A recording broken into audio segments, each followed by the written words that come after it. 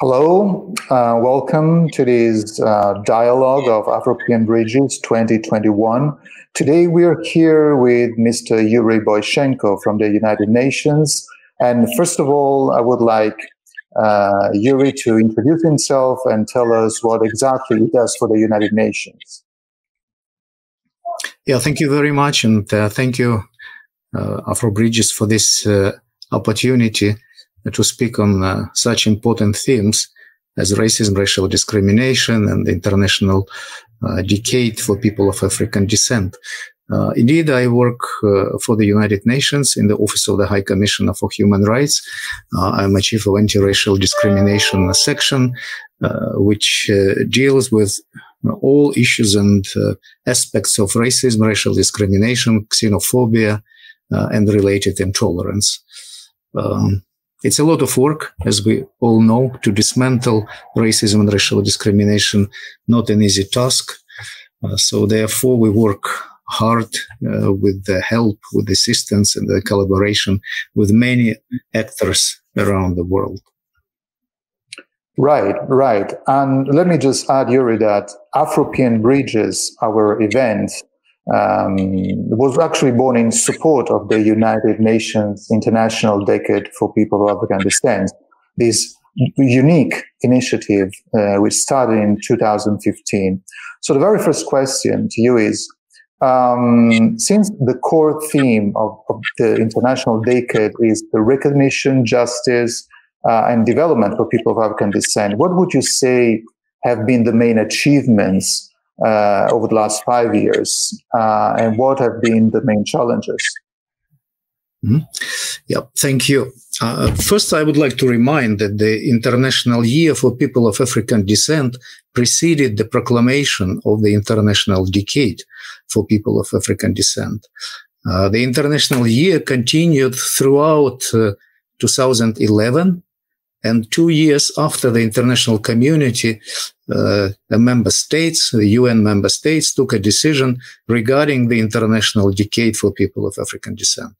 This decade was proclaimed by the United Nations General Assembly in December 2013 and started on the 1st of January 2015. And during 2014, so the entire year, the member states engaged in negotiations to adopt a program of activities for the implementation of the International Decade, which was adopted in December 2014 and suggested a set of recommendations to member states and other actors how to deal with various issues of concern for people of African descent and for the international community at large.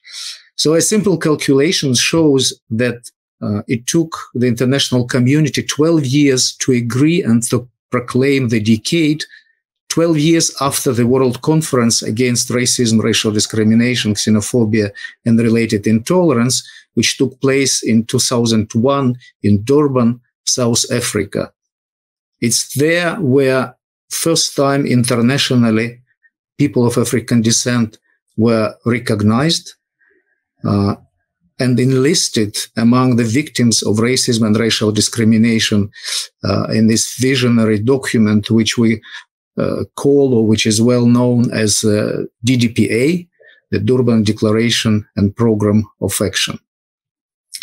I would list this recognition of people of African descent among the major achievements of the World Conference Against Racism, which actually helped to pave the way towards recognition, justice, and development for people of African descent, and the proclamation of the International Decade for People of African Descent.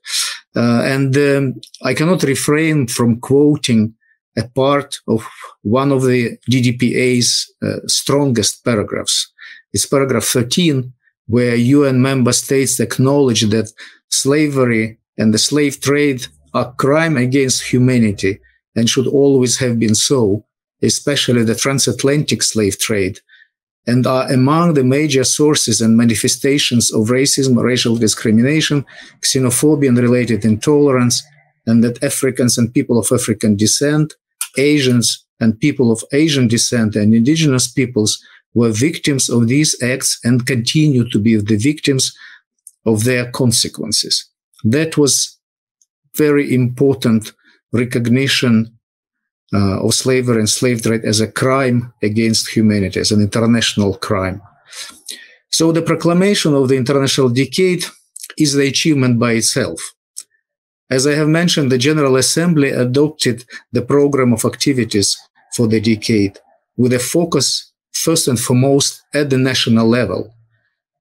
The program of activities contains recommendations for regional organizations, for international organizations, for the Office of the High Commissioner of Human Rights and the UN Secretary General, but the major focus is a national level.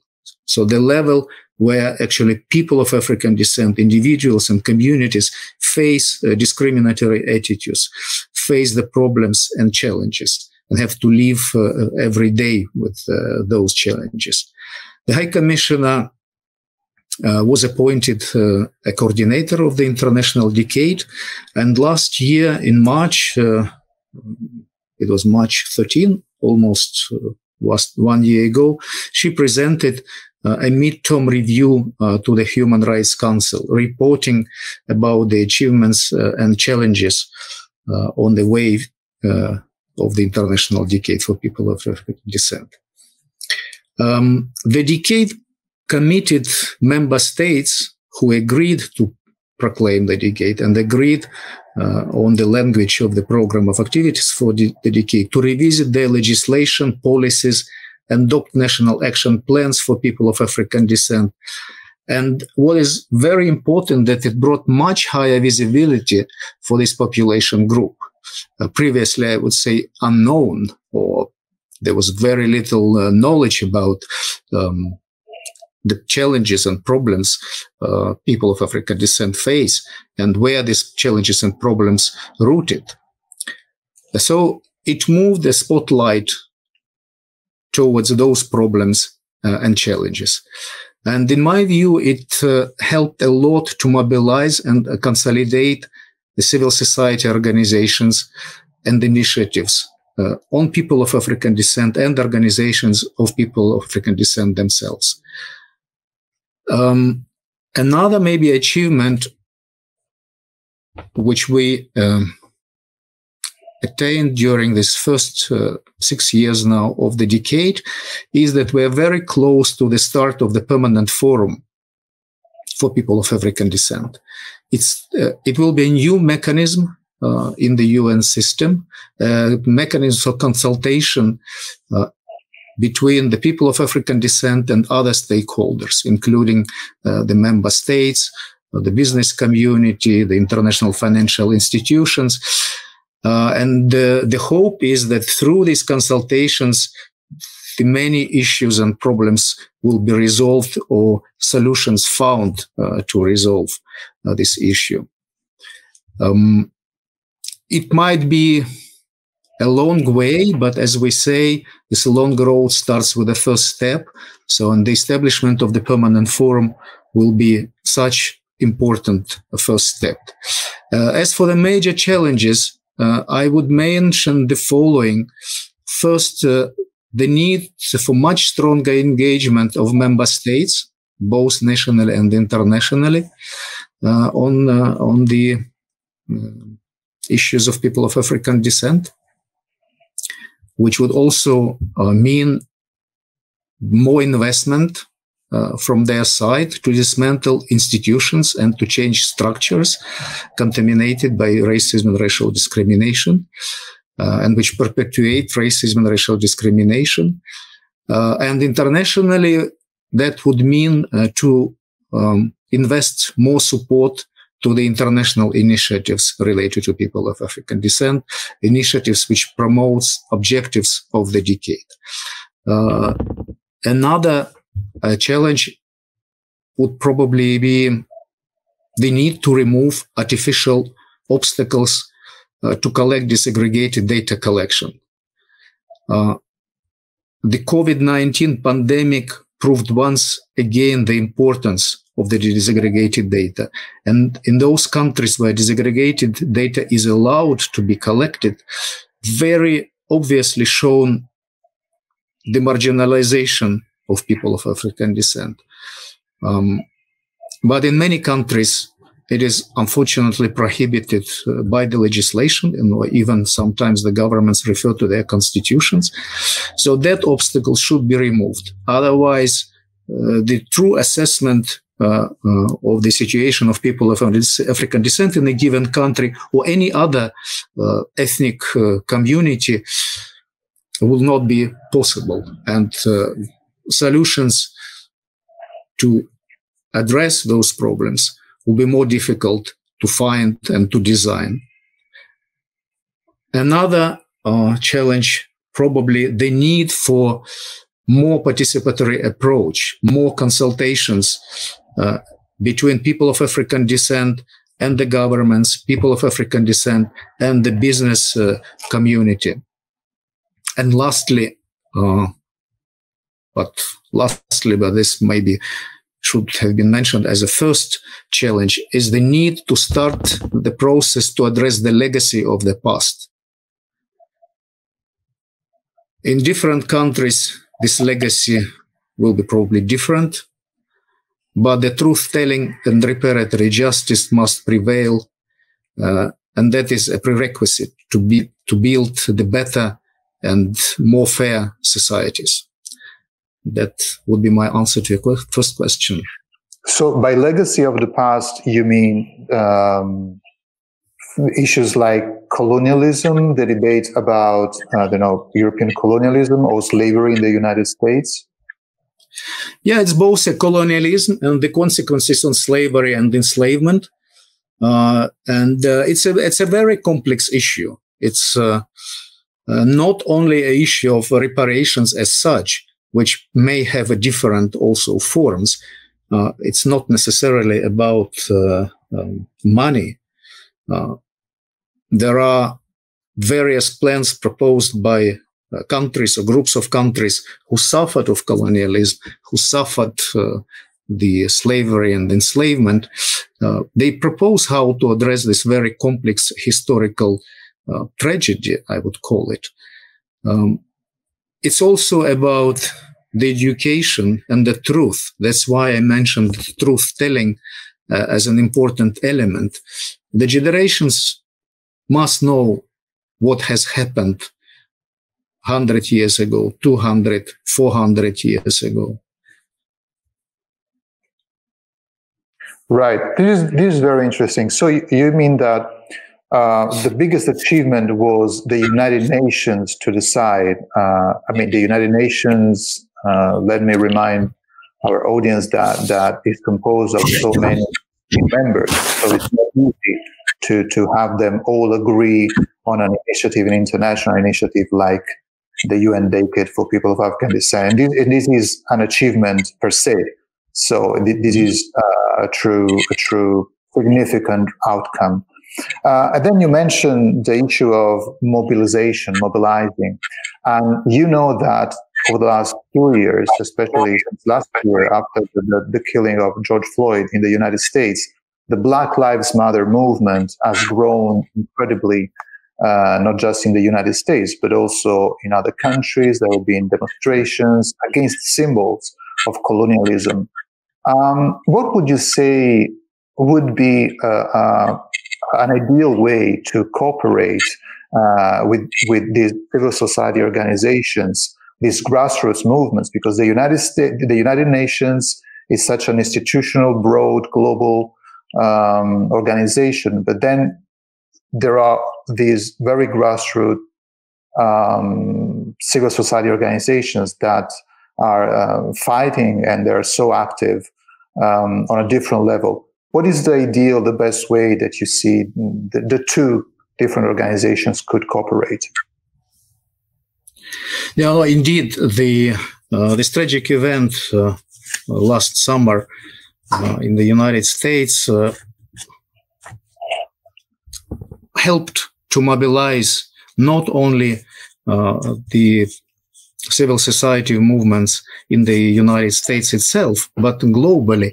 I frankly was amazed to see the videos of different media outlets when they shown people in the streets in the US or in Europe, in other continents and countries, who were speaking about systemic racism, who were speaking about real challenges of racial discrimination they face, or those people who they know face.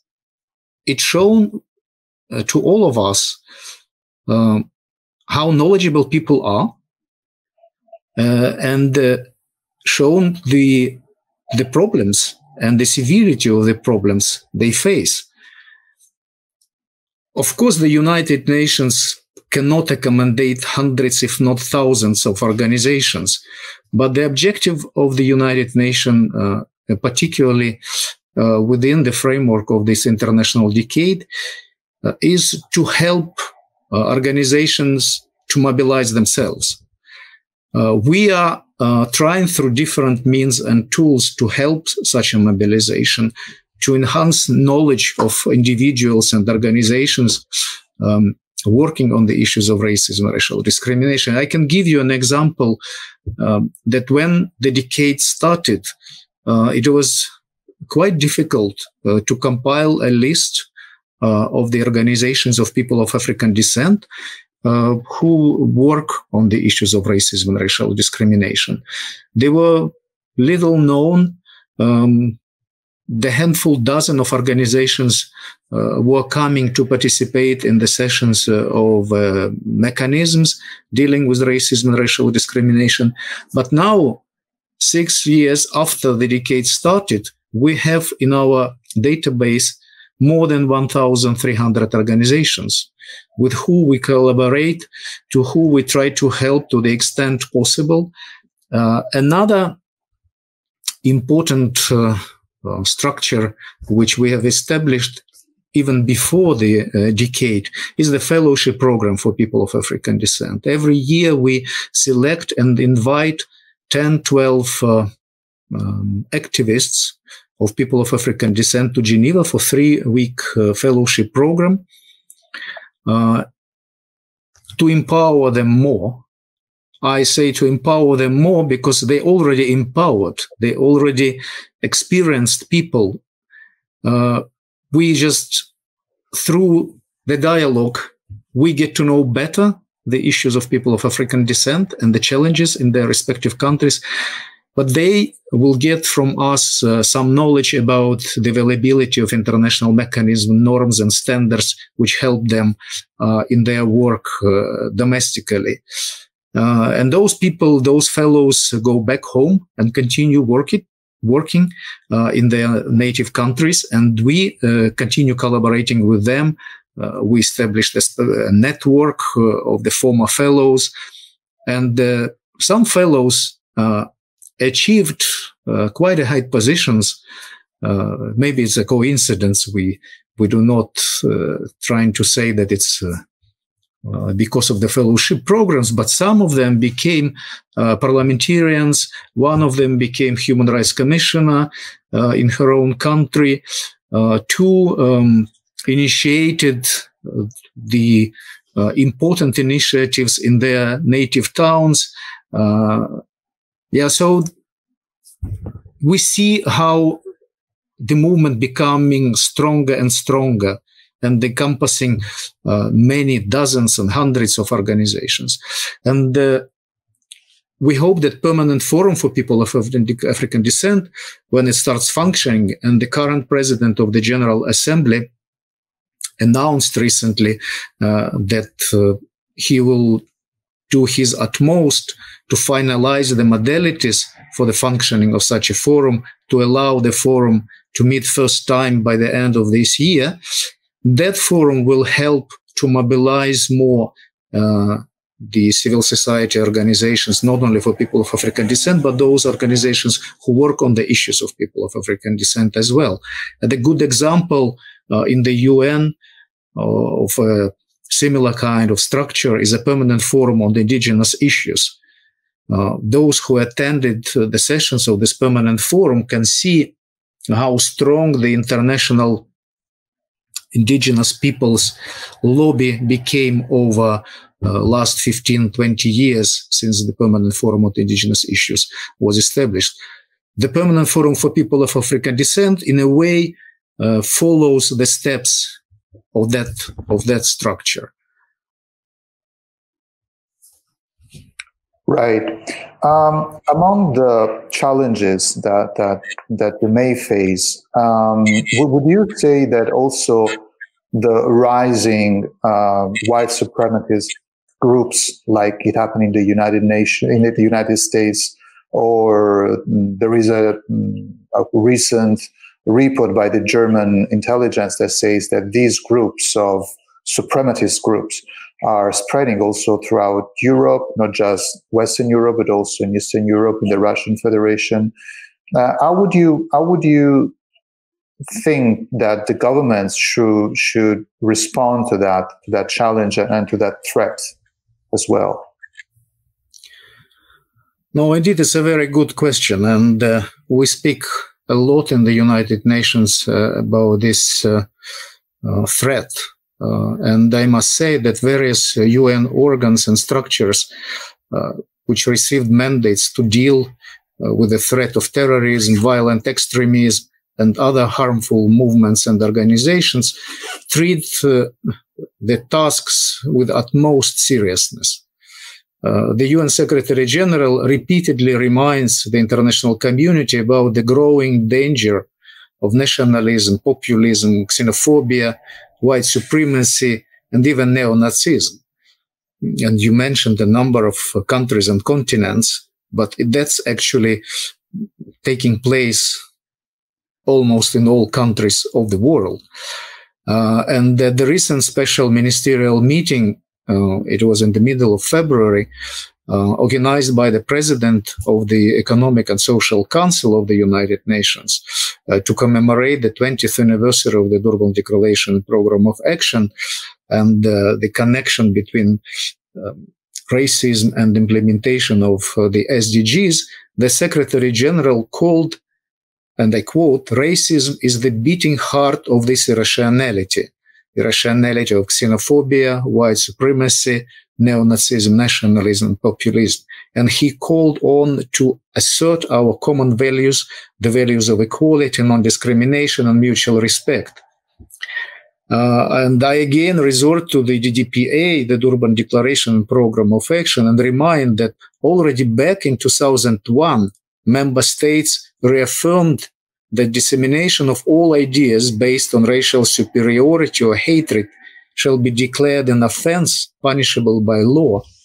And Article 4 of the International Convention on the Elimination of All Forms of Racial Discrimination places an obligation on member states to do the same, declare illegal and prohibit organizations which promote and incite racial discrimination and recognize participation in such organizations or activities as an offense punishable by law. Unfortunately, many states, and mainly Western states, made reservations to Article 4 when they ratified this international convention under the pretext of the protection of freedom of expression. And one of the recommendations actually contained in the program of activities for the international decade appeals to member states to withdraw reservations contrary to the purpose and object of the International Convention on the Elimination of Racial Discrimination. So the UN suggested to member states adopting a mechanism or special evaluation test which would allow to protect freedom of expression on the one hand, and on the other hand, to put an end to speech which incite racial discrimination, hatred, or violence. It's not an easy task to find this proper balance. But as I've said, after a number of important expert consultations, the so-called Rabat document was adopted, which suggests this kind of evaluation test. I would also maybe mention that last year, the Secretary General launched the United Nations Strategy and Plan of Action on Hate Speech, as the organization responds to the current alarming trends of xenophobia, racism, intolerance, anti-Semitism, and anti-Muslim hatred. And such strategy and plan of action has a twofold objective. First, to enhance the UN efforts to address root causes and drivers of hate speech.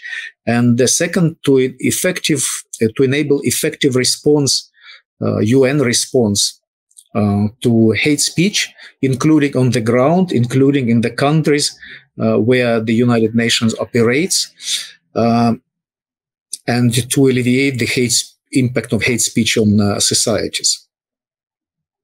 Right. You mentioned hate speech and the drivers of hate speech in the public sphere. We know that there are so many politicians that contribute to rising the level of hate speech.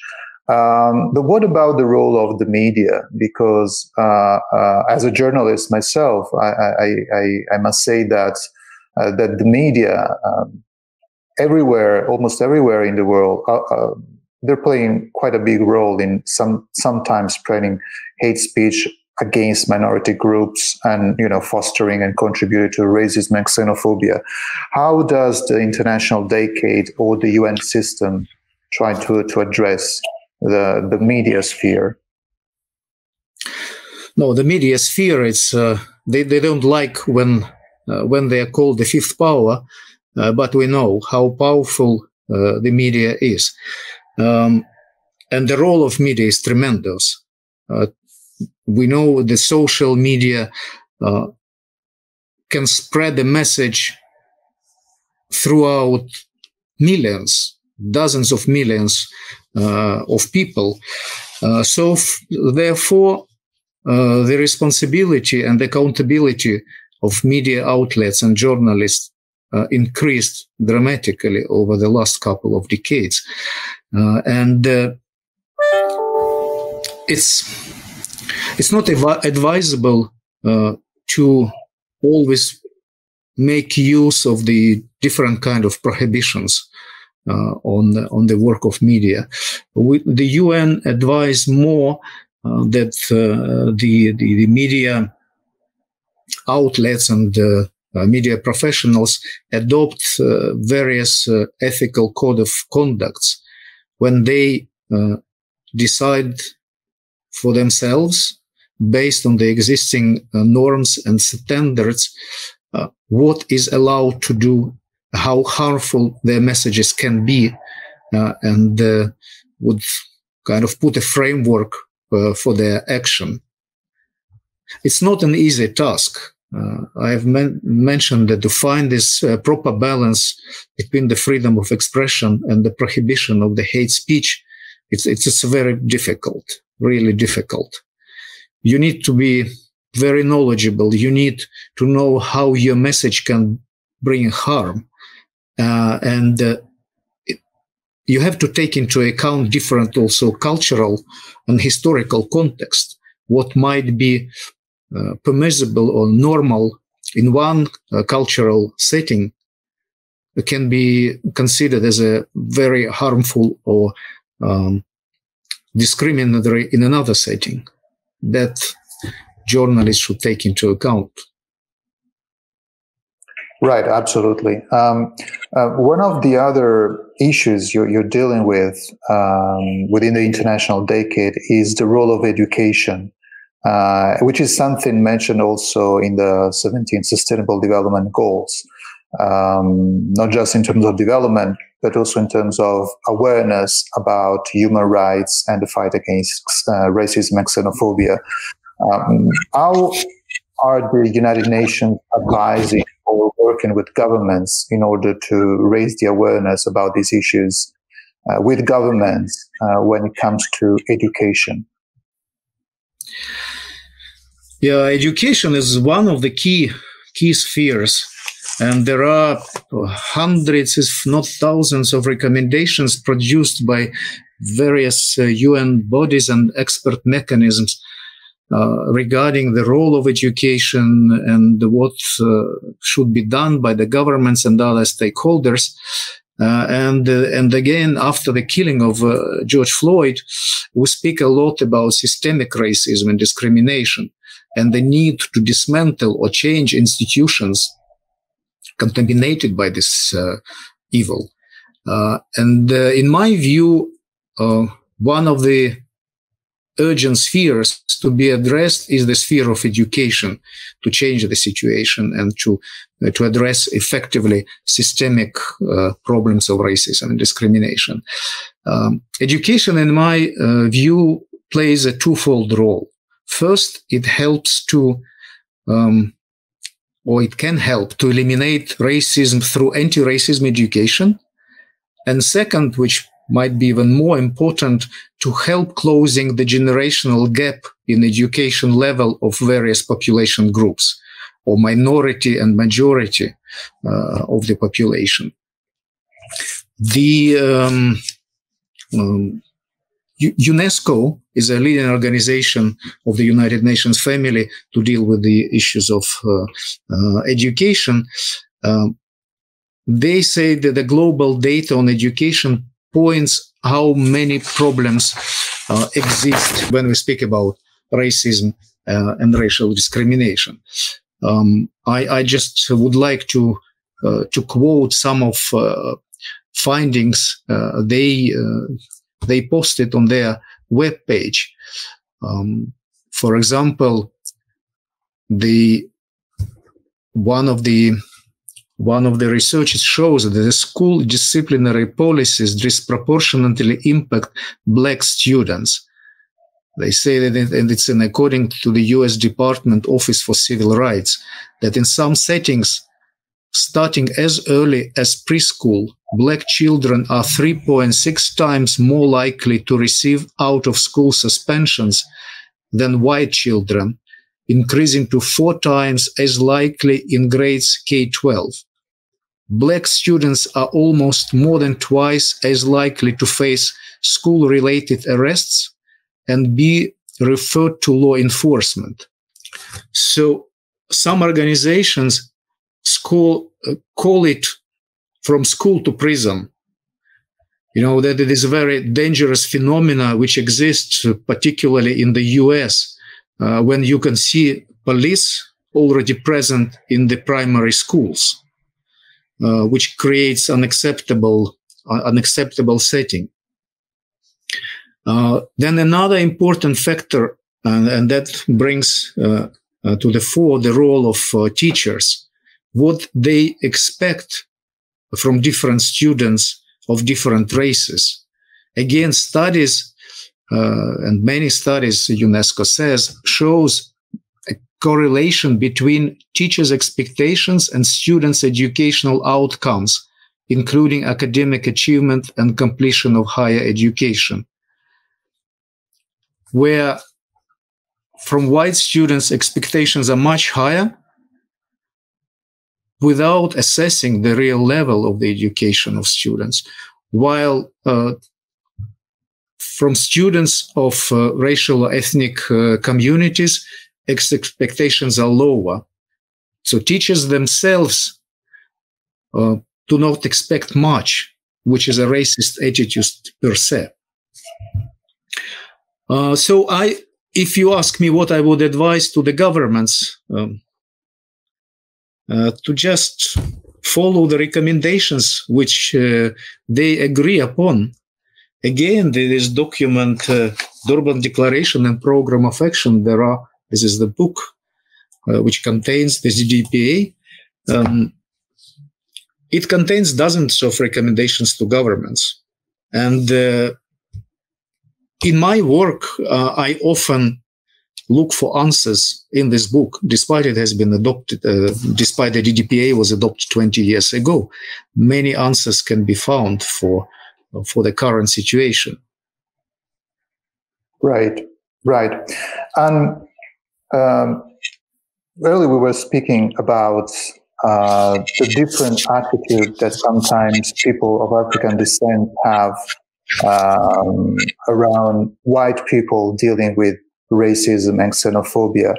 So one final question. Would you say that discrimination, racism, xenophobia against people of African descent is just an issue and is just a problem for people of African descent, meaning black or brown people or mixed people? Or is it a broader thing? No, of course, it's a much broader thing. That's why we now more and more speak about not only racial minorities, but national ethnic minorities as well, combining them together, because the problems very often, not always, but very often are similar. The major difference for the Black community, for people of African descent, is that often their problems, the challenges they face, are rooted in the slavery and colonialism. But again, the World Conference Against Racism and Racial Discrimination and the DDPA, it listed a number of victims of racism and racial discrimination. And it's not only people of African descent. It's national, ethnic, religious, and linguistic minorities. It's migrants. It's indigenous peoples. It's women and girls with intersectional discrimination, and many others. Even people who might suffer of hate speech, being nationals of a country, but who might have a different appearance, they can become a victim of racism in any given country, or even victims of stereotyping. I've just discussed with a colleague who is Canadian, and he born in Canada, but his grandparents immigrated to Canada, meaning 2 generations back.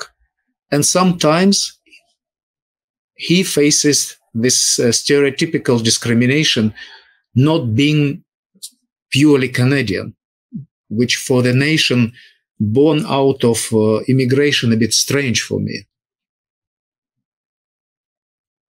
Indeed. It's definitely a broader and global thing that has to do with each and every individual. So I totally agree on that. Yuri Boychenko, thank you very much for participating in Afropean Bridges Dialogues 2021, and we're all looking forward to having you in Venice, hopefully after these crazy pandemic times. But so I invite you to the next edition, hopefully in Venice, and we will see 1 year on what the achievements will be and what maybe some of the challenges that we mentioned will be somehow less and less strong. Thank you very much, Yuri. Thank you, Vittorio, and thank you for your important initiative. And I wish you good luck and success. Thank you. Great.